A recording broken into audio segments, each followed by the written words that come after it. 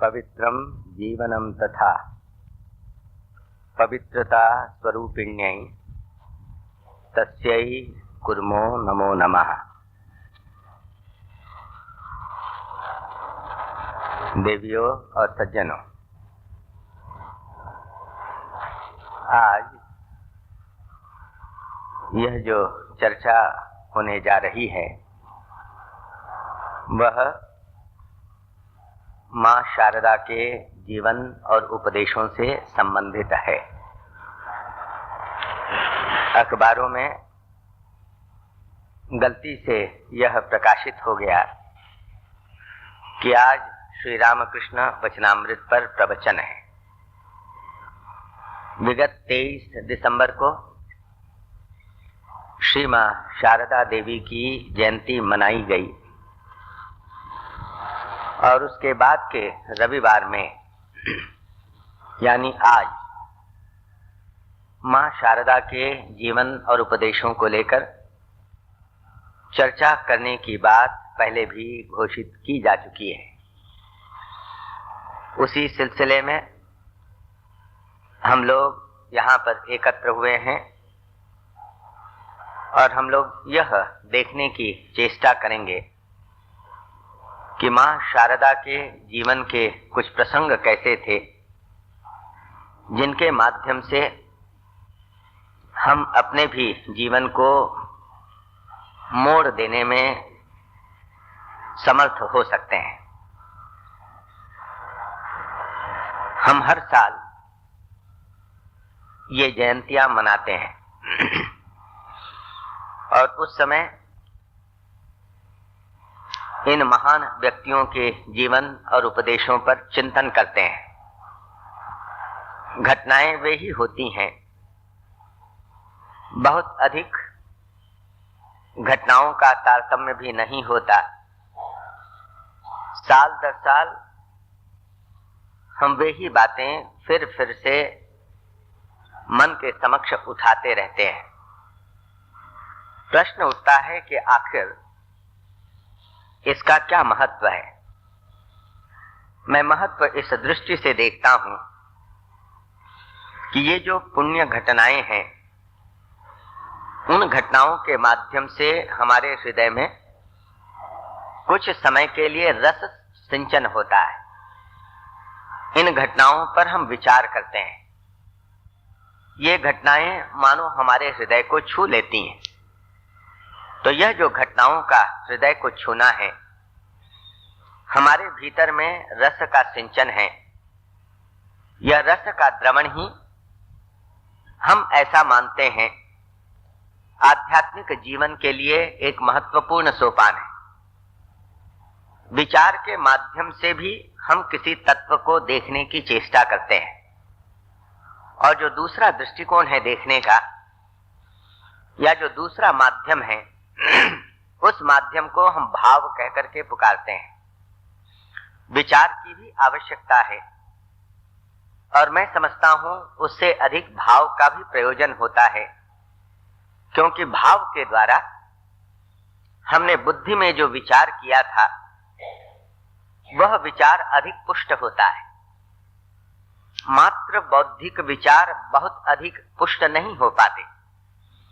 जैसे हम बुद्धि से किसी तत्व पर विचार करते हैं तो हम उस विचार में हरदम खड़े ही रहें ऐसा देखा नहीं जाता है।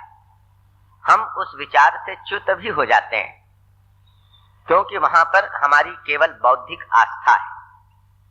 पर यदि उसके साथ साथ हमारा भाव जुड़ा रहे तो मैं ऐसा मानता हूं उससे हमारी आस्था में पुष्टि होती है, विचार भी पुष्ट होता है।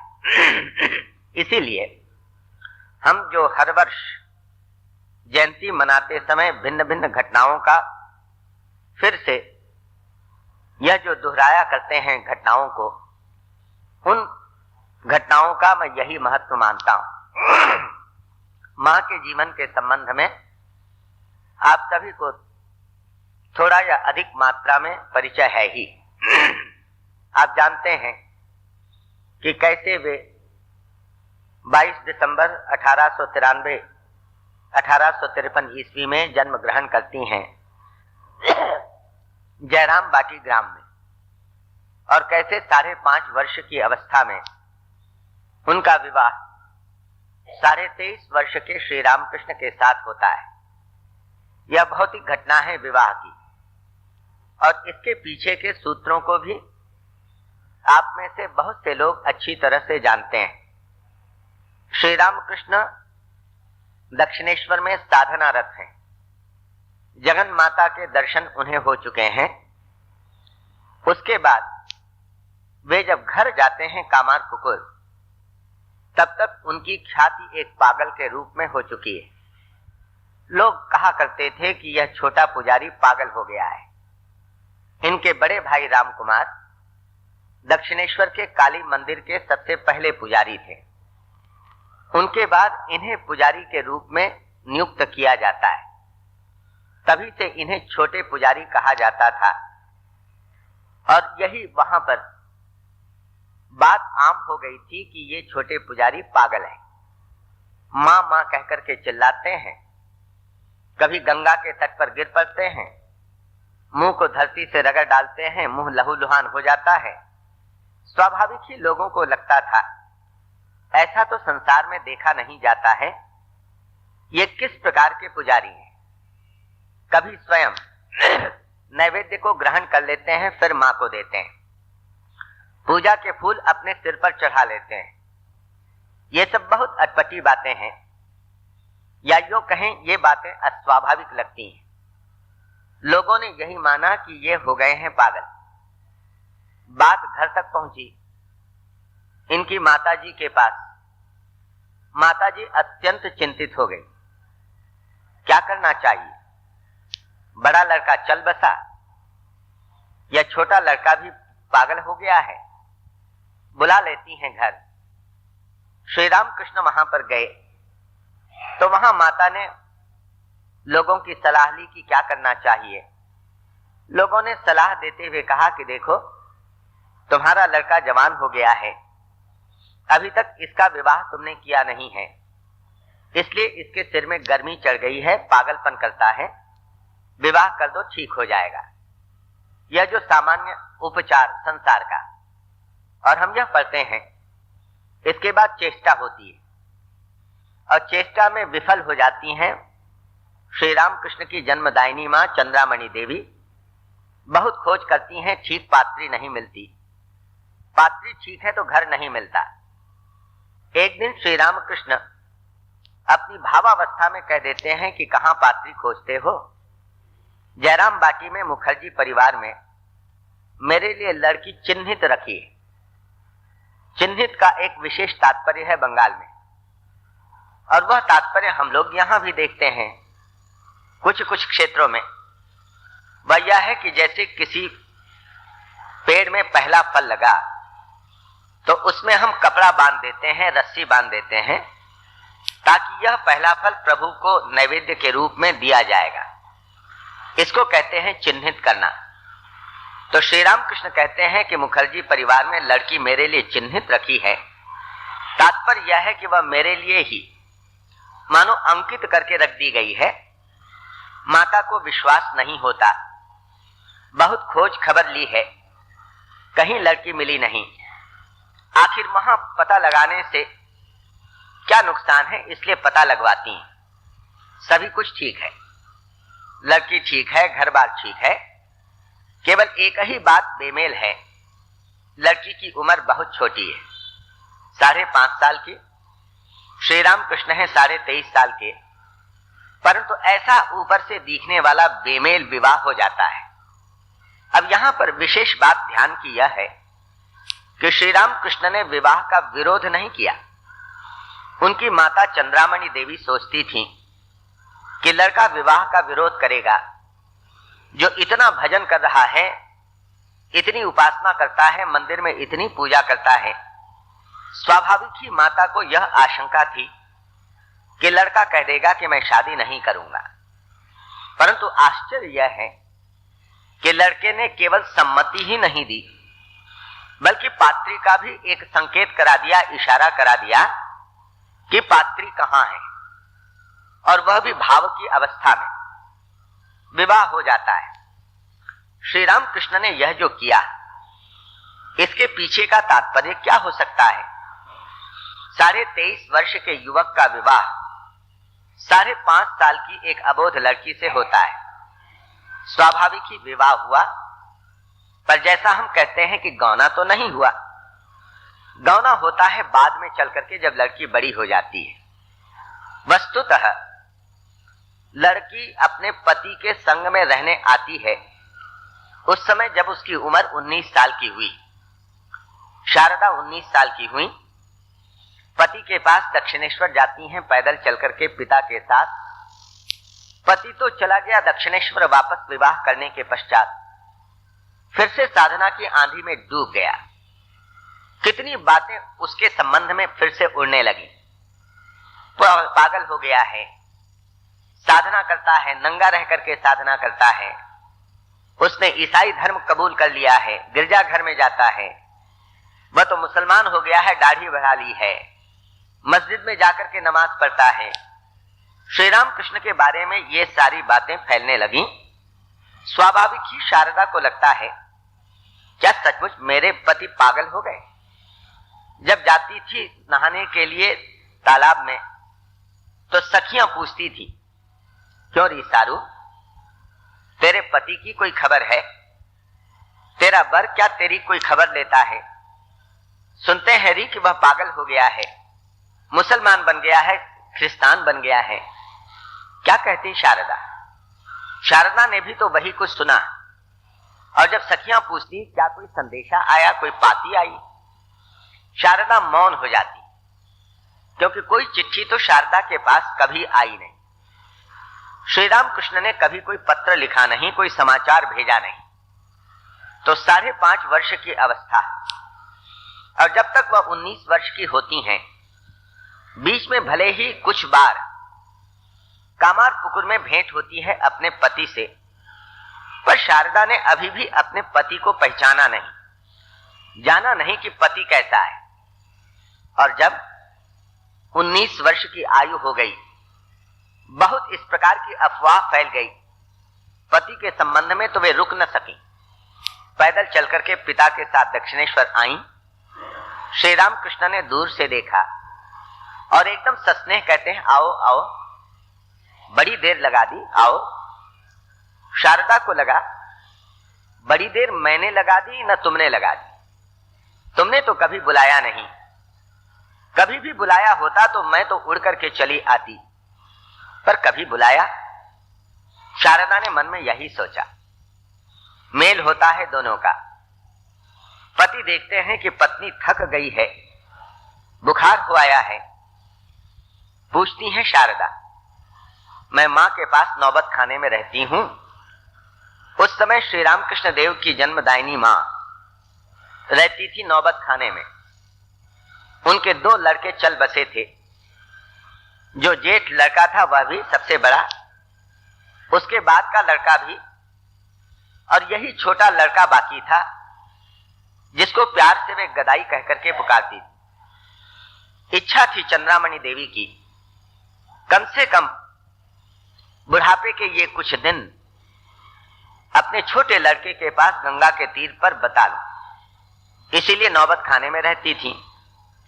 तो कहा शारदा ने, मैं जाती हूं माता जी के पास, वहीं उनके साथ रहूंगी। श्री राम कृष्ण ने मना किया, कहा तुम यहीं रहो मेरे पास ही, यहां रहने से तुम्हारी चिकित्सा की ठीक व्यवस्था हो पाएगी। देखो तुम्हें किसी प्रकार कष्ट नहीं होगा। शारदा पति के पास ही रहती। हम पढ़ते हैं, एक ही कमरे में एक ही बिस्तर पर 6 महीने तक पति और पत्नी। शारदा की उम्र है 19 साल की, श्री राम कृष्ण है लगभग 36-37 साल के। दोनों रहते हैं, पर कभी तो दैहिक संबंध हुआ हो, कभी तो किसी का मन देह पर उतरा हो। यही विलक्षणता है। मैं जो बताना चाहता था और जो आपको मालूम है, मैं उसी ज्ञान को और रेखांकित करना चाहता हूं। दोनों एक साथ रहते हैं, इतने महीने एक बिस्तर पर एक ही कमरे में रहते हैं, पति पत्नी हैं। संसार की दृष्टि में परंतु फिर भी दैहिक संबंध नहीं है। आत्मा के क्षेत्र में दोनों का मिलन हुआ है। कैसी संभव है यह मिलन? यह प्रश्न हमारे मन में उठता है। इसको समझने के लिए दो प्रश्नोत्तरी आवश्यक है, जो एक ने दूसरे से पूछा और दूसरे ने उसका उत्तर दिया। सबसे पहले पूछने वाले हैं श्री रामकृष्ण। पत्नी से पूछते हैं, शारदा ठीक हो जाती हैं, स्वस्थ हो जाती हैं। तो एक दिन पति ने पूछा, श्री रामकृष्ण शारदा से पूछते हैं, देखो, अपनी ओर संकेत करते हुए, इसका विवाह तुम्हारे साथ हुआ है, इसलिए तुम्हारा पूरा अधिकार इस पर है। तुम जैसा कहोगे वैसा करने के लिए इसे बाध्य होना पड़ेगा। पर पूछता हूं, क्या तुम संसार में खींचने आई हो?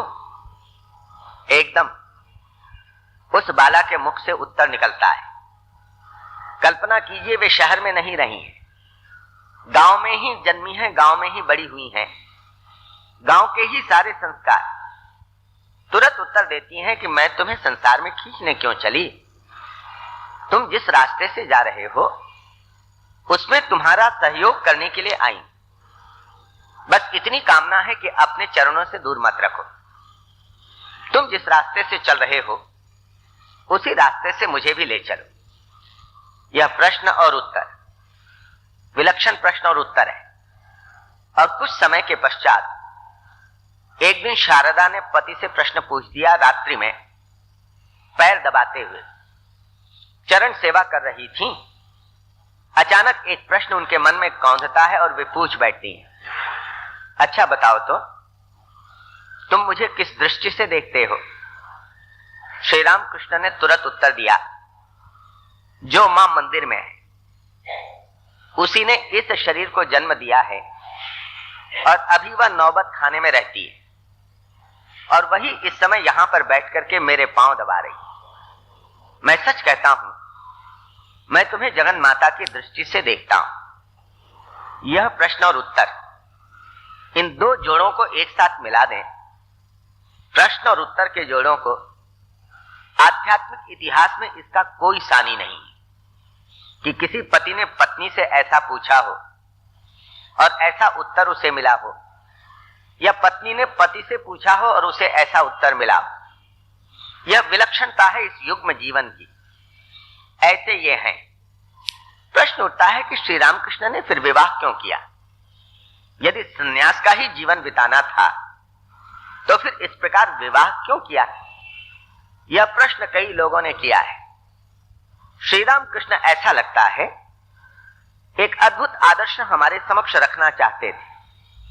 यदि वे सन्यासी होते तो लोग कह सकते थे कि तुम्हें दुनिया की तकलीफ क्या मालूम, संसार में रहने का कष्ट क्या होता है, यह तुम क्या जानो? तुम तो सन्यासी हो, तुमने घर बार किया नहीं है, फिर तुम संसारी लोगों की व्यथा को क्या समझ सको? यह श्री रामकृष्ण के संबंध में नहीं कही जा सकती बात, क्योंकि वे संसार में है, विवाह किया है और विवाह करके पत्नी को दूर नहीं रखा है। यह हमारे यहां की एक साधना की परंपरा रही कि जिसने भी भगवान को पाने की चेष्टा की वह यदि विवाहित था तो पत्नी का त्याग उसने कर दिया, और यदि वह अविवाहित था उसने फिर कभी विवाह ही नहीं किया। यही हमारे यहां साधना की परंपरा। हम यही देखते हैं कि भगवान को पाने के लिए जो लोग विकल हो गए, घर बार को छोड़ करके निकल गए, भले ही पत्नी रही हों, सबका त्याग कर दिया ईश्वर को पाने के लिए। श्री राम कृष्ण एक अद्भुत आदर्श हमारे समक्ष रखते हैं। यह कहते हैं कि संसार त्याग करने की आवश्यकता नहीं है, इसके भीतर में भी रह करके भगवान को पाया जा सकता है, क्योंकि वे स्वयं एक गृहस्थ यह दिखा रहे हैं, और दूसरी तरफ सन्यास का जीवन उनका बड़ा ही विलक्षण। वे मानो अपने जीवन के माध्यम से सन्यास का एक नया आयाम प्रस्तुत करते हैं। यह लगता है, एक भक्त ने तो उनसे पूछ ही दिया था, कहा था, महाराज आपके जीवन को देख करके हम क्या सीखेंगे? आपका जीवन तो ऊंची अट्टालिका के समान है, जहां देखने से सिर चकराने लगता है। हम भला क्या सीखेंगे? उन्होंने कहा था, देखो मैंने सांचा बना दिया है, मेरा जीवन आदर्श स्थानीय है। अब तुम लोग अपनी चेष्टा करके जितनी तुम्हारी शक्ति है उसके अनुसार इस सांचे में अपने जीवन को गढ़ लो। मैं जानता हूं जब मैं 16 नाच नाचूंगा तो तुम लोग एक आध नाचोगे तो नाचोगे, जब मैं 16 आने करूंगा तो तुम लोग एक आध आना करोगे तो करोगे। और इसीलिए मैंने अपना जीवन जो तुम्हारे सामने रखा, एक सांचा बना करके मैंने रख दिया है। यह श्री रामकृष्ण का उत्तर। तो उन्होंने एक सांचा बना दिया अपने जीवन के आदर्श के माध्यम से। वह कोई सैद्धांतिक सांचा नहीं था। जैसे हम लोग प्रवचन में या भाषण में बड़ी बड़ी बातें कह देते हैं, श्री रामकृष्ण का जीवन उस प्रकार का नहीं था। वे पहले करते थे, फिर उसी को वाणी देते थे। उनकी क्रिया ही शब्द बनकर के हमारे समक्ष रूप लेती थी। तो यहां हम यह देखते हैं कि श्री रामकृष्ण कहते हैं, मैंने सांचा बना करके रख दिया है, अब तुम लोग अपनी शक्ति के अनुसार जितना अपने को ढाल सकते हो उतना ढालो। इसीलिए उनका यह जीवन आदर्श स्थानीय। और श्री रामकृष्ण यह जो विवाह करते हैं उसका एक दूसरा भी पक्ष हमारे समक्ष आता है। वह पक्ष है नारी शक्ति का जागरण। नारी शक्ति को हमने बहुत दबा करके रखा। भारत में भले ही वेदकालीन समाज में नारी शक्ति की प्रतिष्ठा थी, भले ही मनु ने कहीं कहीं पर अपनी स्मृति में नारी शक्ति की प्रशंसा की है। कहा है कि यत्र नार्यस्तु पूज्यन्ते रमन्ते तत्र देवताः, यत्रैतास्तु न पूज्यन्ते सर्वास्तत्रा फलाक्रिया। जहां पर नारियों का समादर होता है उस देश में देवता निवास करते हैं, और जहां पर नारी शक्ति अवहेलित होती है, अपमानित होती है, उस देश को उठाने के लिए कितनी भी योजनाएं बनाई जाएं, सारी योजनाएं विफल हो जाती। भले ही मनु महाराज यह कहते हो अपनी स्मृति में, पर अपनी स्मृति में अन्य स्थानों में नारी को दबा करके रखने की भी पहल करते हैं। ये दोनों ही बातें वहां पर देखी जाती हैं। तो हम यह कह रहे थे कि भले ही हमारे जो पूर्वज थे, पूर्व पुरुष थे, उनमें से कई लोगों ने नारी शक्ति को मानो बिल्कुल उभारने की चेष्टा की, पर बहुत से ऐसे भी थे जिन्होंने उसे कुंद बना देने की चेष्टा की, नारी शक्ति को दबा करके रखने का प्रयास किया। और यह हम देखते हैं उनकी जो दृष्टि है उसमें नारी के प्रति, कबीर को मैं बहुत प्रगतिशील मानता हूं, परंतु एक स्थान पर कबीर भी कुछ संकुचित से दिखाई देते हैं, और वह है नारी के क्षेत्र में। उन्होंने कहा, नारी तो हमहू करी तब ना किया विचार, जब जानी तब परिहरी नारी महाविकार। पत्नी तो हमने भी की, पर तब हमने विचार नहीं किया था, और जब हमें मालूम पड़ा कि नारी महाविकार है तो हमने उसका त्याग किया। अब कबीर इतने प्रगतिशील, पर नारी के क्षेत्र में वे भी कुछ संकुचित। श्री रामकृष्ण कैसे हैं? उन्होंने नारी की कहीं निंदा तो की ही नहीं, नारी शक्ति को जगाने की चेष्टा की। कुछ लोग कह सकते हैं कि हम वचनामृत में पढ़ते हैं कामनी कांचन त्याग की बात वे बार बार कहते हैं, कामनी और कांचन, कामनी और कांचन। क्या कामनी की निंदा नहीं है? तो यह हम अपने वचनामृत पर जो यहां प्रवचन करते हैं उसमें बता चुके हैं कि श्री राम कृष्ण ने यह कहकर के नारी की निंदा नहीं की है।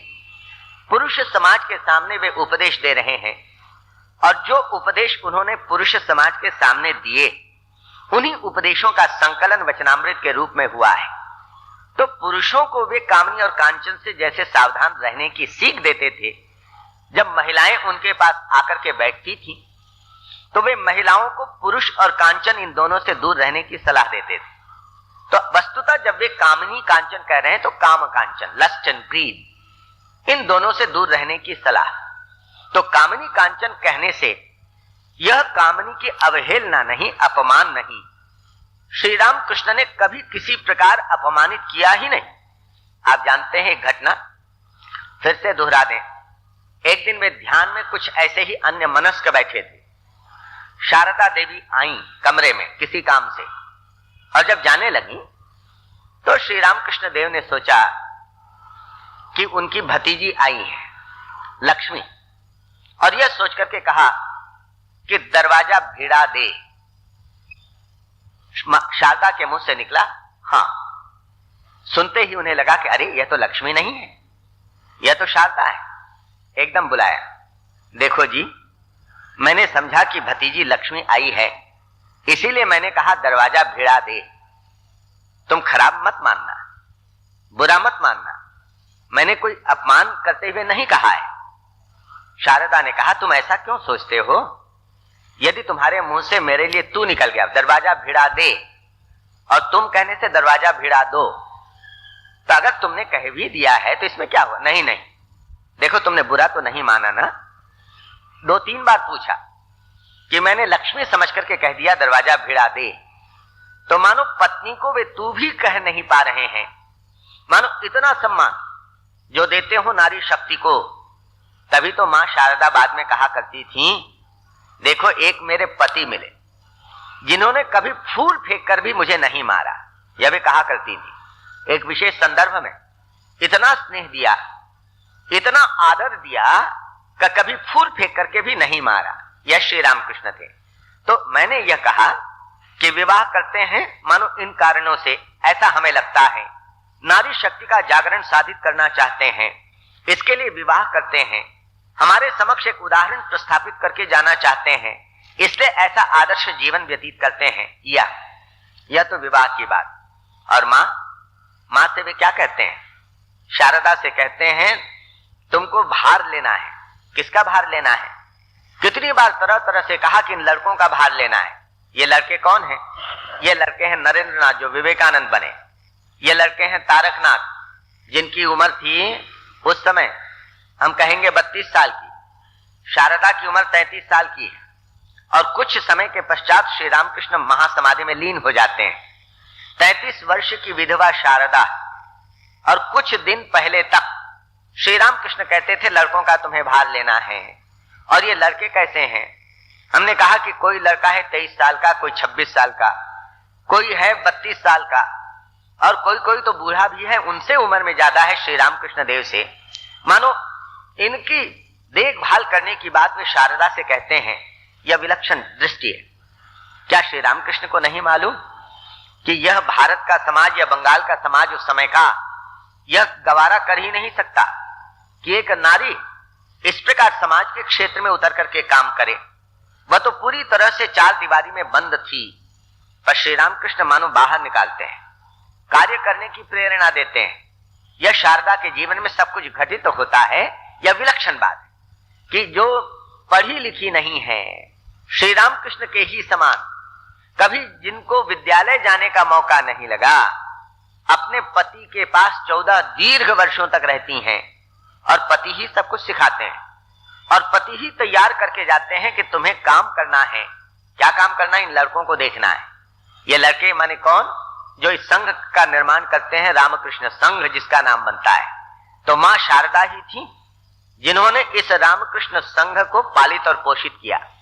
2 घटनाएं आपके समक्ष हम रखें। आज आप यह भी जानते हैं कि इस वर्ष हम लोग मना रहे हैं रामकृष्ण संघ की शताब्दी। यह भी हम 2-3 बार उत्सव मना चुके हैं, विचार व्यक्त कर चुके हैं कि 100 वर्ष हो गए हैं इस रामकृष्ण संघ को जन्मे। श्री रामकृष्ण ने इसको जन्म दिया और 100 साल हो गए 1886 ईस्वी में। हम यह पढ़ते हैं कि जनवरी 1886 ईस्वी में श्री रामकृष्ण ने अपने 12 इन युवक भक्तों को गेरुआ कपड़ा दिया। बाद में फिर इन्होंने गेरुआ कपड़ा पहना, अपना नाम बदल लिया, नरेंद्रनाथ मुखिया बने, जो बाद में विवेकानंद के नाम से मशहूर हुए। यह घटनाएं इतिहास की हमें मालूम है, इसीलिए 100 साल ये रामकृष्ण संघ के हो गए। पर यह जो रामकृष्ण संघ है, मां शारदा एक नारी होकर के भी इस संघ का संचालन किस प्रकार से करती हैं, यह बहुत ही विलक्षण बात है। यह कैसे शुरू हुआ? हम तो कहेंगे मानो मां शारदा के आशीर्वाद से ही शुरू हुआ यह संघ, और मां शारदा ही इसके संरक्षण के लिए प्रयत्नशील रहती थी। उस पक्ष को लेने की चेष्टा करें। जैसे हम पढ़ते हैं कि श्री रामकृष्ण देव ने शारदा की पूजा जगन माता के रूप में की, षोडशी के रूप में की। यह उनकी जीवनी में पढ़ते हैं। जिस समय शारदा आई पति के पास, 19 साल की थी, ये 2 प्रश्न और उत्तर हो गए। उसके कुछ समय बाद फलहारिणी अमावस्या का दिन आया। रात्रि में काली पूजा मंदिर में होती है, दक्षिणेश्वर के काली मंदिर में। पर आज कह दिया श्री रामकृष्ण ने कि आज हम काली पूजा करेंगे अपने कमरे में। कमरे में काली पूजा का आयोजन किया गया अमावस्या की रात्रि को।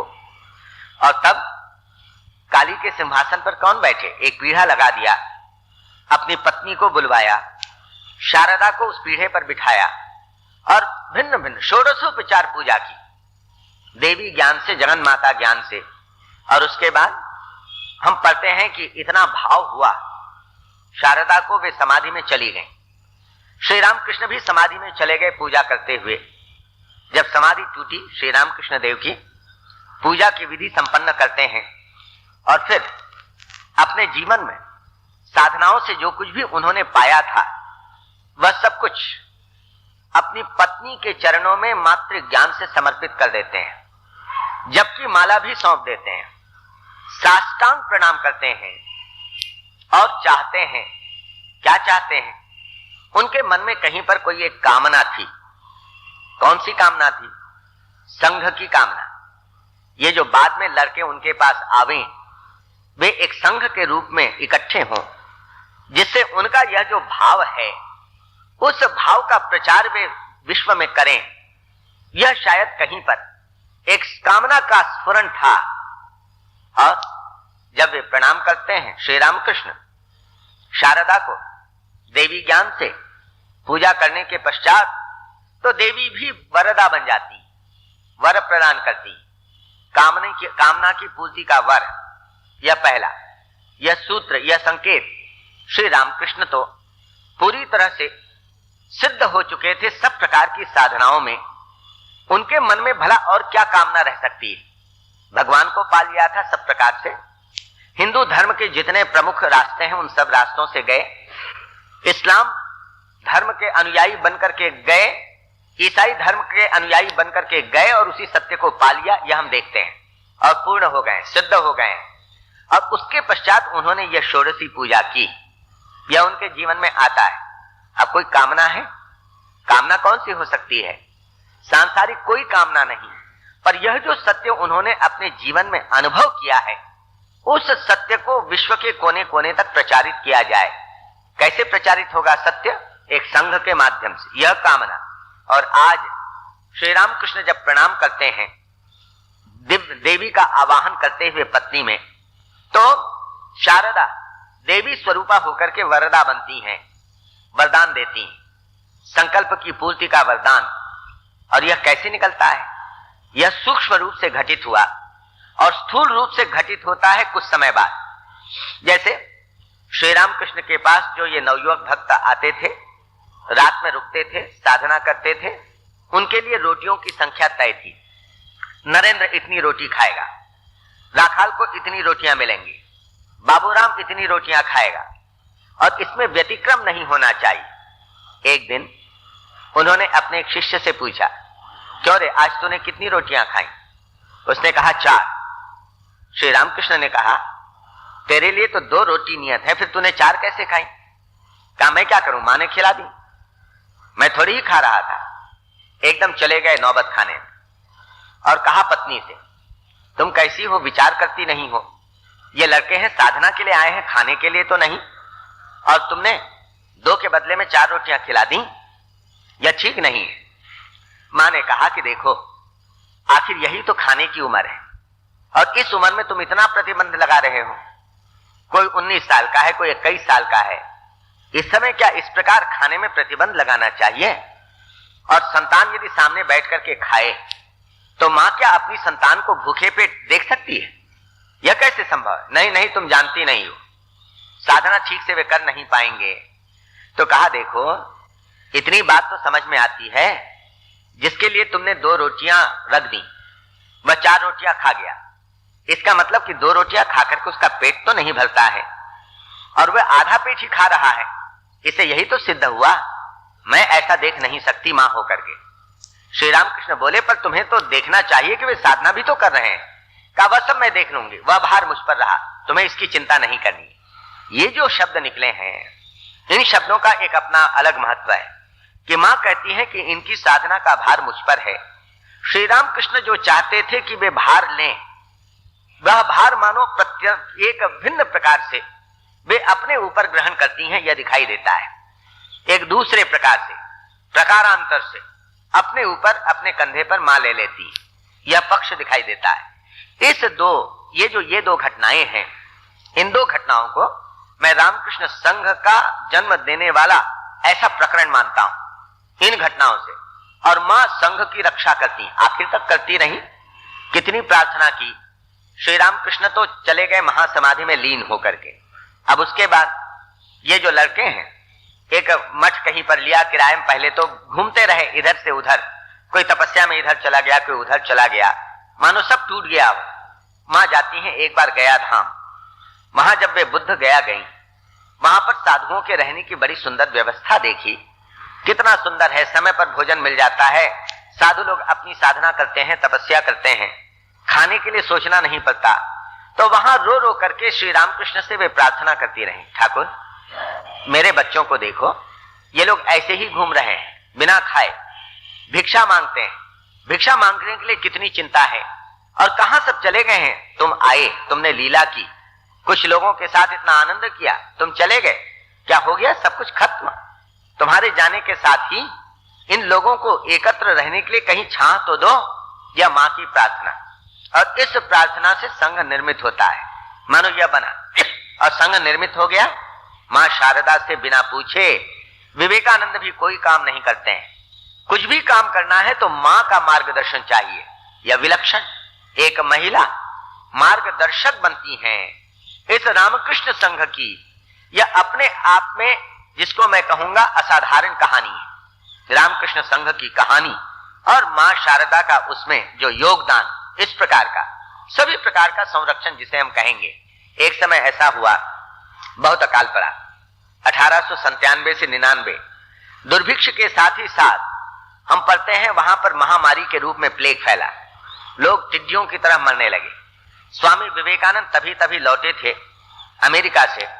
उन्होंने सहस्त्र बाहु बनकर के सेवा कार्य करना शुरू किया। वह विलक्षण सेवा कार्य था वहां पर। अब उसी समय वे देखते हैं कि अचानक पैसा तो सब खत्म हो गया, पैसा नहीं है। आगे सेवा कार्य को बढ़ाने के लिए उन्होंने सोचा यह जो बेलूर मठ की जमीन है, इस जमीन को बेच दिया जाए।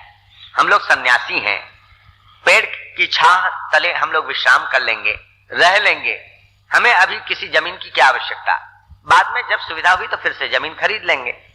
यह बात जब मां के कानों में पहुंची तो उन्होंने अपने प्यारे नरेंद्र के पास संदेशा भिजवाया, देखो बेटा नरेंद्र, तुम लोगों ने मिलकर के जमीन खरीदी है, और बेटा तुमने जमीन ठाकुर के नाम से खरीदी है। अब जब संपत्ति ठाकुर की हो गई बेटा, तो तुम में से कोई अकेला अपनी इच्छा के अनुसार इसको बेच नहीं सकता है। फिर देखो, मैंने सुना है कि तुम जमीन को बेचना चाहते हो सेवा कार्य चलाने के लिए। आज तुमने जमीन बेच दी तो भविष्य में जो इतने अनगिनत सेवा कार्य होंगे, फिर कहां पर किसको केंद्र बना करके होंगे बेटा, इसलिए जमीन मत बेचना। देखोगे उसी को केंद्र बना करके भविष्य में कितने सेवा कार्य चलेंगे। मां का यह जो संदेशा गया विवेकानंद के लिए, वह संदेशा नहीं आदेश था। सिर पर धारण किया, कहा कि नहीं ठीक है, नहीं बेचेंगे, मां का हुक्म। और जो हो, उसी दिन संध्या मैसूर के महाराजा वहां आए और 50,000 रुपए का चेक उस समय के, उस जमाने में दे गए काम चलाने के लिए। काम नहीं रुका, पर इसके माध्यम से मां शारदा की दृष्टि दिखाई देती है कि किस प्रकार संघ को परिचालित होना है, क्या करना है। विवेकानंद जैसा मनस्वी भी उनके मार्गदर्शन की अपेक्षा रखता था। यह अब उनके स्वरूप के संबंध में थोड़ा विचार करें। मां शारदा और श्री रामकृष्ण दिखते तो दो शरीर हैं, पर वस्तुतः एक ही के दो रूप। जैसा हम कहते हैं एक सिक्के के दो पहलू, एक पहलू श्री रामकृष्ण के रूप में और दूसरा पहलू दिखाई देता है मां शारदा के रूप में, दोनों ही अभिन्न। श्री रामकृष्ण ने कितनी बार शारदा का परिचय देते हुए भक्तों से कहा वह मेरी शक्ति है, कभी कहा वह सरस्वती है, ज्ञान देने आई है, शारदा है, वह शारदा है, सरस्वती है, ज्ञान देने आई है, इस समय अपने रूप को ढांक करके आई है। कभी कहते वह मेरी शक्ति है।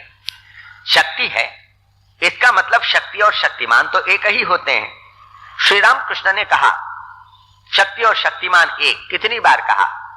जब तोतापुरी को, नागा सन्यासी को, अपने वेदांत के गुरु को समझा रहे हैं, जब तोतापुरी कहते हैं यह जगत त्रिकाल में मिथ्या है, केवल ब्रह्म सत्य है, श्री रामकृष्ण समझाते हुए कहते नहीं महाराज, यह त्रिकाल में मिथ्या आप कहते हैं कैसे? जैसे ब्रह्म सत्य वैसे ही ब्रह्म की शक्ति भी सत्य।